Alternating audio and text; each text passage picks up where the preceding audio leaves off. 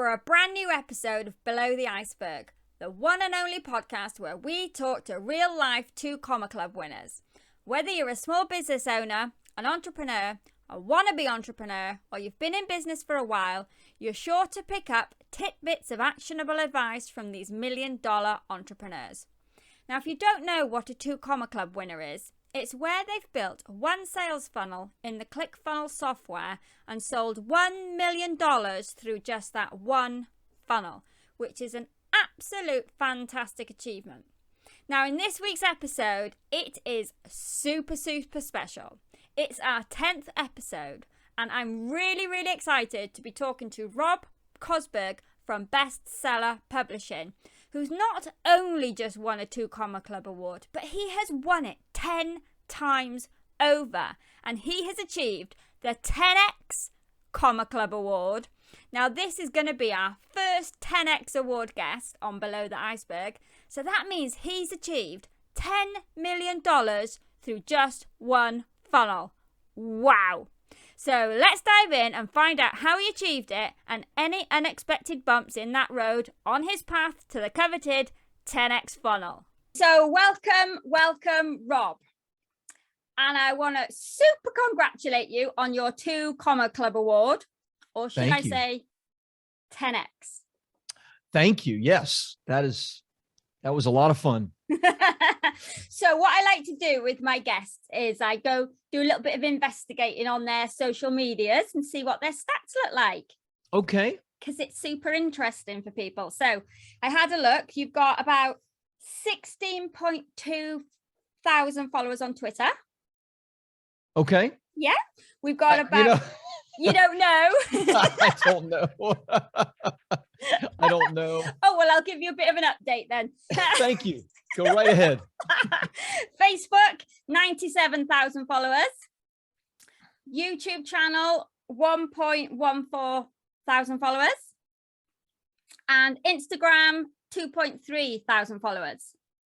Yeah, and I've posted maybe 6 times ever on Instagram. So there you go. Oh, is it? Really? Which is your go-to channel then? Most of what we do is on Facebook and Instagram ads, but we run ads from BSP channels, my company channels, rather than my personal channels. Right. Okay. So do you want to tell our listeners exactly what you do? Sure. My company is Bestseller Publishing. So we help coaches, consultants, experts to ghostwrite a book, publish that book. We do all the writing, design elements, etc. We do a big book launch for them. We have a couple of different kinds of book launch, even to Wall Street Journal or USA Today. And then we help them get on radio, TV, podcast, blogs, real media, and can even help them build a book funnel to drive clients into their business. So everything book related. All right. Awesome. So can you think back to your first 2 Comma Club award? Sure. Yeah, it was in the very first ClickFunnels. So yeah, I remember. Yeah, it well. when was it? Whenever the first ClickFunnels event was. So it was right in the beginning. So it was probably 20, maybe 16. 2016. Something like that. Yep. I was in the first batch of, I think there were 80 of us that got a 2 Comma Club award that year. All right. Okay. And at the time, were you focusing on getting the 2 Comma Club? Was it a goal? Not really. I love ClickFunnels. I've been a beta user of ClickFunnels, and was in and am in Russell's Inner Circle group, and have been for a long time, since the beginning. And so it was all about just using the tools and growing the business. So all right, okay. I expected that we would make it, but it wasn't the primary focus. And what about the 10X award? When did you hit that one? You know, I actually hit it several years ago, but I just never filled out the paperwork to get it. So we're actually close to getting our second one. We'll probably get our second one this year or early next year. So maybe I'll fill out the paperwork faster in that case. So unfortunately, it's actually sitting on the floor right there because I need to figure out where to put it in my office. So sounds terrible, I know. So when you hit the 10X, Was that a goal? I guess it was not either. And that's probably why I didn't fill out the paperwork, to do it. The goal is just really to keep growing my company, provide value to our clients, and use the tools as best I can. And when you do that, when you use the tools, they work. So that's, I guess I'm more process oriented than the award oriented. All right. Okay. So there was no big celebration when you hit it then? There wasn't, although the ClickFunnels people were fantastic. And, I posted that I think maybe the first post I've ever done in the ClickFunnels group. And I got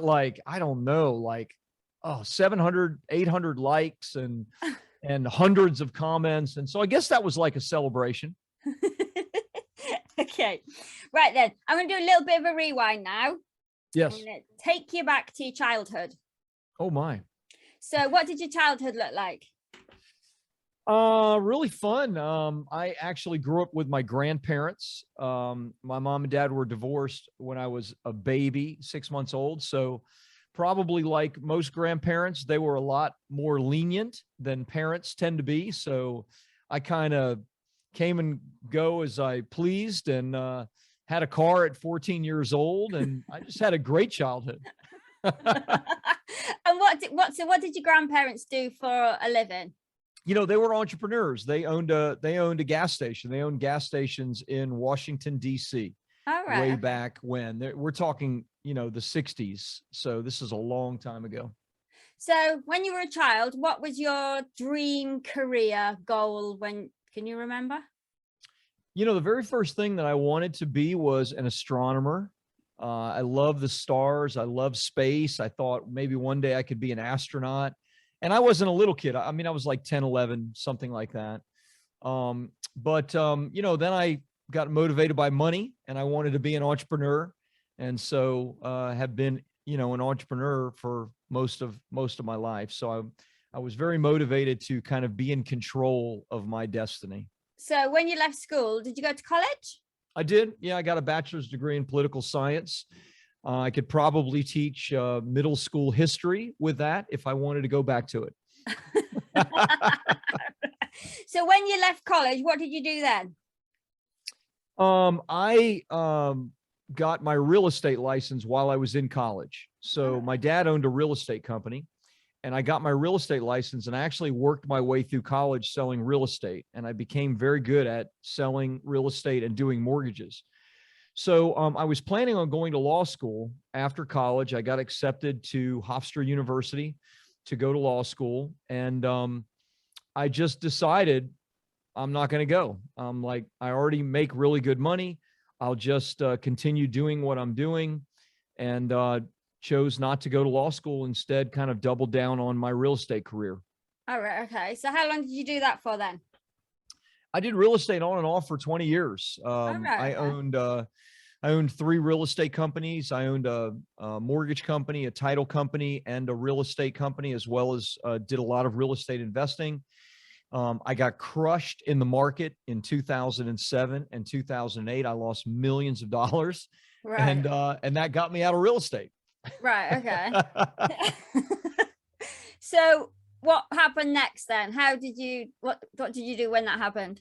Well, that was kind of the backdoor start of my book business. So I was always somebody that loved marketing and believed in mentorship and coaching. And so I was in Dan Kennedy's group way back then. This is the early 2000s. And I asked Dan, as well as a couple of other people, for advice.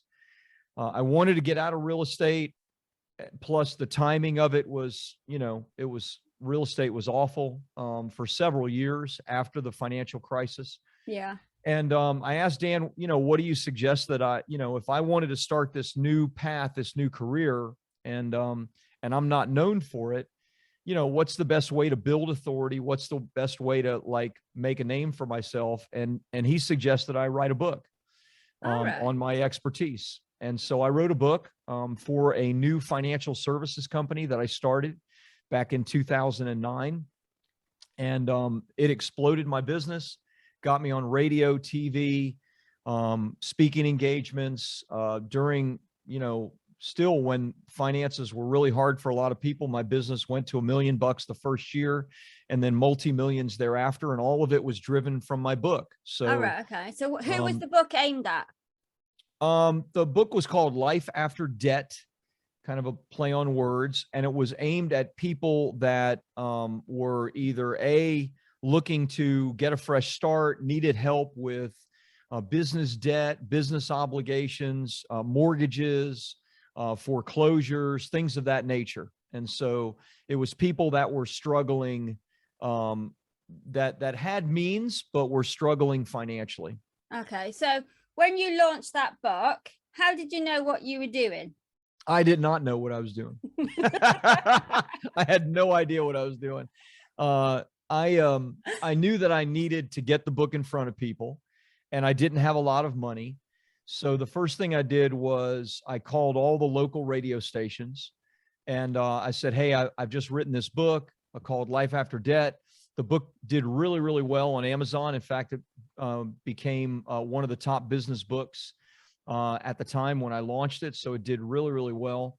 But no one, that royalties wasn't going to help me to, pay my bills. And fortunately, I found a radio station that was interested in hearing what I had to say. Yeah. So I did like a 5-minute interview on the radio. And I remember the day they did the interview, I didn't exactly know what to say, but I needed leads. So at the end of it, I just said, hey, and if anybody wants a free copy of my book, you don't have to pay anything. I'll even ship it to you for free. Just call my office. And I gave them the telephone number of my office, and I gave them a website, and that was it. And this is way back. Like this is 2009, 10. And so there wasn't like free plus shipping funnels or anything like that at the time. This is pre Facebook, everything. And I remember they replayed that radio spot later that day in the afternoon. And I was in my office. It was like 6 o'clock at night. And I got a telephone call, and it was a woman who heard my radio spot, heard about the book, and called and asked for it. And I had my very first conversation that day. That lady became a client. She immediately trusted me. I'm an author. I was on the radio, right? Even though, who am I? And that became a $6,000 client the very first day, the very first call. So I got lucky, and I started using radio and my book to grow my business. And I ended up having my own radio show and paying for radio ads to grow the business. All right. Okay. So what were you selling? What did you sell her? I don't remember exactly what it was with her, but we did, mortgage refinance. We did debt settlement, if you know what that is. We did foreclosure defense. We did loan modifications. It was a really challenging time. And so people were trying to figure out, we restructured business debt, all of those kinds of things. And so, our average client was about a $6,000 client for us. And so, we learned that about every 16 books that I got into people's hands became a client for the company. All right. Okay. So what happened next then? How did you move from that to where you are now? Or is there another step in between, or did you go? There is. Yeah. I mean, it's not much of one. I mean, people just started asking me, like we started spending, $20,000 a month on radio advertising. We own the radio. There were many other people doing what we did, but nobody was like growing like us. And so people just started asking me, how are you doing it? How are you growing your business? And I just said, well, my book has gotten me all these opportunities. My book is generating leads for me. And people just asked me, hey, do you think it would work for me? Could you help me to do a book? And I was like, I don't know. I don't know if it'll work or not. But okay. Yeah. What the heck? It was fun. Let's try. And I started helping people, and I just fell in love with it. So I sold my financial services company, and went all in on bestseller publishing over 10 years ago, 2011. All right. Okay. So how, at that time, if there was no ClickFunnels or anything like that, how were you how were you when you started that? How did you start promoting that? There was no ClickFunnels, but there were other, there were building pages through WordPress plugins and things like that. So most of what we did right out of the gate was either Google AdWords ads. And then, I mean, we started advertising on Facebook day one when Facebook allowed for Facebook advertising. So that's been, maybe not 10 years, but I bet that's been 7, 8, or 9 years, something like that. So it's been a long time. And so about 2012, I think.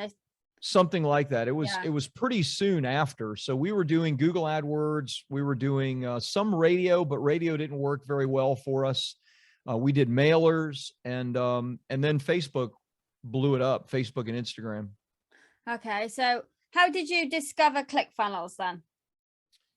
I have been buying Russell's stuff. I mean, I knew about Russell from the Dan Kennedy days, and I've been buying his stuff like micro continuity. I bought that. That may be the ones I remember, but I didn't buy his potato gun stuff. But I mean, I started buying his stuff in the early days, and I just, I was just a big believer in the methodology that he used. And so when he started ClickFunnels, I was one of the first probably 50 people that joined as a beta user. I never used it actually, until it's really funny because I had a tech guy that built out all my pages. And I told this story and Russell retold it back in the early days. But one day we moved all of our domains to a new server. And I had a webinar where I was going to do a pitch. And it was all built out on WordPress and all this stuff. And I went like an hour before, and my tech guy was at the dentist all afternoon. He had like major dental surgery. And I went and checked, and all my sites were down. All my buy sites and deposit sites were down. I was like, what the heck is going on? And then I remembered that they moved all my domains. So I literally went on ClickFunnels, and in an hour, and I'm not tech savvy at all, I set up like my own pages, and I did a webinar, and it made $24,000 that day. And from the webinar. And I was like, okay, I'm all in. If I can do it on ClickFunnels, then, and so we just moved everything off of our other sites. And I was using Lead Pages a little bit at that time too. And we just moved it all into ClickFunnels. All right. Okay. So the first funnel that you did that got the first 2 Comma Club award, what type of funnel was that? Oh gosh, that was a simple application funnel. So in some ways, not a whole lot different than some of the things we do now, but it was basically an ad to a landing page, opt-in page, short video, like 18, 20 minutes long, to an application, and then sales consultation. And we still do that today. All right. Okay. So this is the same funnel, but you have done webinars as well. Oh gosh, I've done hundreds of webinars. So we do a lot of funnels now. So I have a free plus shipping funnel. I have a challenge funnel. I have a workshop funnel. I do webinar funnels. So we have, dozens of other ones that we use besides, but the tried and true still works for us, which is the application funnel. All right. Okay. So how many staff do you have now with it? Total, we have full-time people. We have, I believe it's 15. And then we have another 10 or so that are contractors that do contract work like editing or proofreading or things like that. All right. Okay. So do you know how many books have you done for people? Do you know? I don't know the exact number, but it's over 1,200 now. So it's, 1,300 books and launches that we've done. So when somebody comes to you and they say, I want to write a book, what happens then? Well, obviously there's an investment, right? So for it to make sense for someone to write a book for us, they need typically to have a business or an expertise. We do some children's books and some fiction, but I mean, it's like 2% of our business, 1% of our business, right? Because there isn't much of a return on investment in royalties. So we show our clients not just how to do the book, but then use the book to make, hundreds of thousands and even millions of dollars. I mean, my last book, Publish, Promote, Profit, with my book funnel, we've done probably $3.5 million in revenue, and it's sold a lot. I mean, it's probably sold 75,000 or 80,000 copies, which is great, but you can't sell 80,000 copies and make $3 million in royalties. It doesn't work that way. So it's all about using the book. So we ask a lot of questions to make sure that we're a good fit, that the person has a legitimate business and expertise, and that they can then use the book to get more of what it is they want. Speaking engagements, lead generation, PR, media, those kinds of things. All right. Okay. And you help them do all of that? We do. Yep, we do. Okay. So can you drop a few names of books you've done, or is it all confidential? Yeah, no. So we've done a lot of people within the ClickFunnels world. So I helped Russell launch his first book, .com Secrets. All right. We were one of the top affiliates for that. Lady Boss, Kaylin Toole, we launched Kaylin's book to a bestseller on multiple channels. We also booked her for a big nationwide TV tour that she went on. So there's a number of folks there. Kevin Harrington of Shark Tank. I've done 2 books for Kevin. He's a good friend and a client of Bestseller Publishing. John Benson, the inventor of the video sales letter. We launched John's first book. Yeah, I mean, it's a big list. It's a big list of influencers. Taki Moore, we did Taki's book. He's has an 8-figure coaching business, does a lot of digital marketing in the space. So, quite a few cool people. Awesome. Yeah. And also plumbers and dentists and all right. Yeah. And you name it, just, people that are using their books to do really cool things, roofers and contractors, believe it or not. Yeah. Awesome. So what's been your biggest hurdle that you've had to overcome on your journey? Well, the biggest hurdle is always, I think, yourself. For me, I think it's myself. I think it probably takes the form of 2 things. One is a lack of knowledge and information.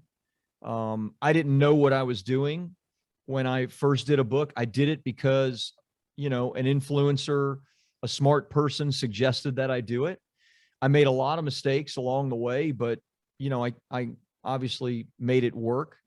So I think information, number 1. I think attitude, number 1A. I mean, I had to, I'm not a kid, right? I mean, I'm 57.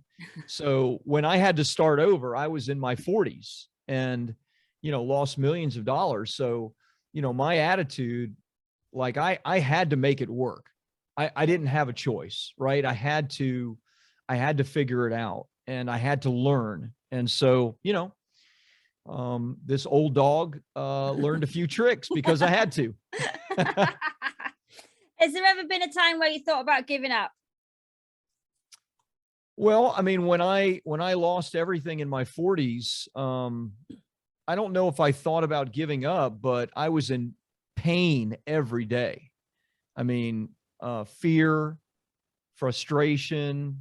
I had experienced a lot of success in my life. Most things that I had tried in one way or another, I had done pretty well at. And here I was going through this period of a couple of years where everything I tried failed, and I lost a lot of money, everything or most everything. And so did I think about giving up? I mean, giving up, I don't know what that means. Like I was afraid that I would never be successful again. I was afraid I would never reach the success that I had before. And that was a terrible, terrible pain that I experienced. Yeah. How did you overcome that then? One foot in front of the other, just keep swimming. Right.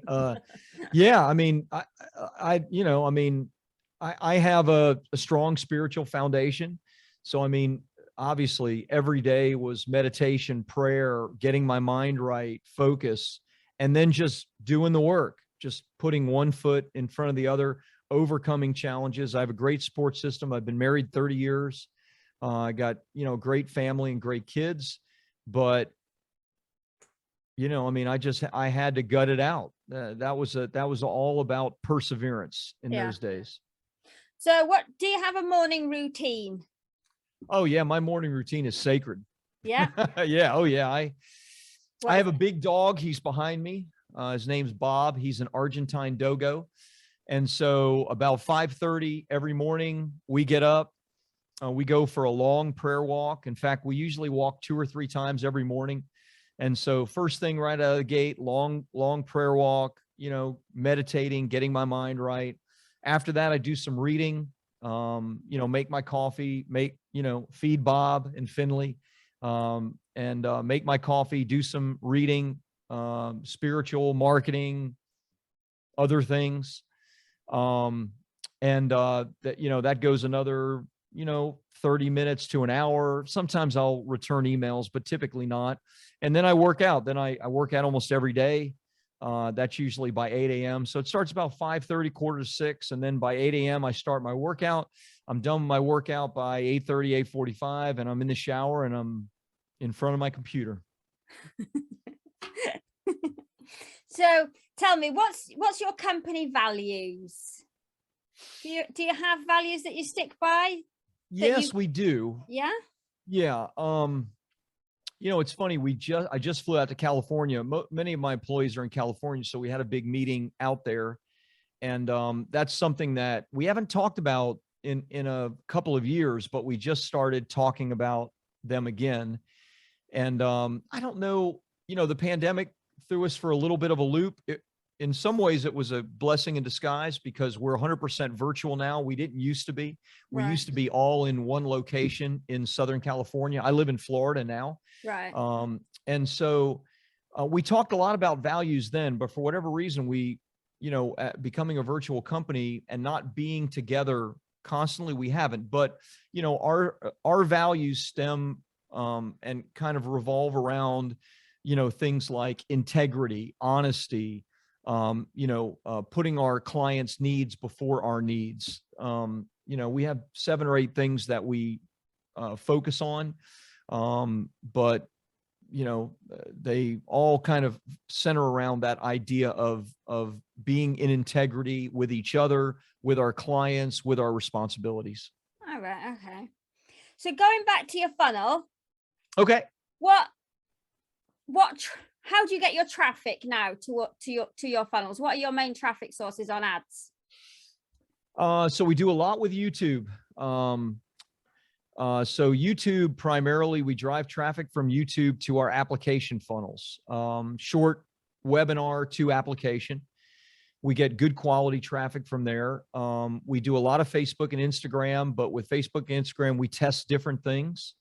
So we will run challenges on Facebook and Instagram. We run virtual events. We run workshops, and those seem to do very well on Facebook and Instagram. And we are rolling out TikTok. I was going to ask you about TikTok. Yeah, we're rolling it out. I mean, it's no joke. I mean, it's like the fastest growing platform, and ads are still inexpensive. So I'm a little embarrassed that we haven't already rolled out TikTok, but we'll be rolling out TikTok this month. All right. Okay. Are you doing organic TikTok as well, or? No, I don't like social media, honestly. I don't, other than posting like dog pictures. I mean, for me, it's like all of our following has come from our ads first. So it's about direct response, advertising first, and then people follow us. We are starting a lot more organic because now I have a podcast and YouTube channel. It's all pretty new, but we're doing more organic stuff now, and eventually we'll move that into TikTok as we figure it all out. But at the moment, that's all pretty new for us. All right. Okay. So what do you think on your journey so far? What's been your biggest achievement? Biggest achievement. That's such a broad question. It's hard not to be incredibly proud of being married for over 30 years, in spite of all the ups and downs in my life, and with business. I mean, what good is it to make a lot of money, serve people, and yet your family and your friendships and your relationships aren't rich and meaningful? So I would probably say my relationship with my wife, my children, and my friends are like by far the most amazing riches of my life, and being able to have those and maintain them. Yeah. I know that doesn't relate to a funnel, but I don't know what's better than that. So what do you do in the business on a day-to-day then? That's a great question. So I do more of the like influencer stuff. So I do videos, I do the podcast, I do the marketing thinking. So I'm kind of the chief marketing officer of the company, and I watch the money. And beyond that, we have a sales team that runs the sales. I have an operations manager that runs the operations. I have a launch manager. I have a ghostwriting manager, like all that stuff. I have people that are far better than me at all of that. But when it comes to the marketing and the influencer stuff, that's kind of like my wheelhouse. Right. Okay. So what's your focus for this year? So I have a couple of focuses. Number one, I want to get at least one or two more great self-liquidating offers working. Self-liquidating offer, for your listeners is an offer where you're paying $7 to acquire a customer and they're paying you $7 to buy your thing. So it basically the ad cost is being liquidated in whatever they're buying. Yeah. So I'm writing a new book. My new book is about a third of the way done. I just started last month. I'm actually going through my company to do the book. All right. Be silly not to, right? But I mean, I'm literally going through the company. Like I pay the company. And go through the process exactly the way our clients do. Okay. So that's going to be a new funnel and a new self-liquidating offer. I want to create a new workshop offer that will be an ongoing offer, not a live workshop, but a recorded workshop offer. And so I guess in that sense, my focuses tend to be on the marketing side, new book, new funnels associated with the books. So do you have, like Russell talks about the value ladder. Do you have that, or do you have a value ladder? We do. Our primary focus is done for you services. So that's what we sell. That's the top of our value ladder. I do have a mastermind as well, which is also at the top of the value ladder. But our clients, depending on what they want, one client can be worth 6 figures or more to us, depending on what we're doing for them. It could be a multi-year project, et cetera. So the bottom, the beginning of the value ladder is my book, or a bundle of some kind, $7 to $97. And then that leads into our BSP University and our course, which is $297 to $997. And then that leads into our done for you services, which can range from, $6,000 all the way up to, 6 figures. Right. Okay. So what's the course then? Can people learn to write a book, or what's the course?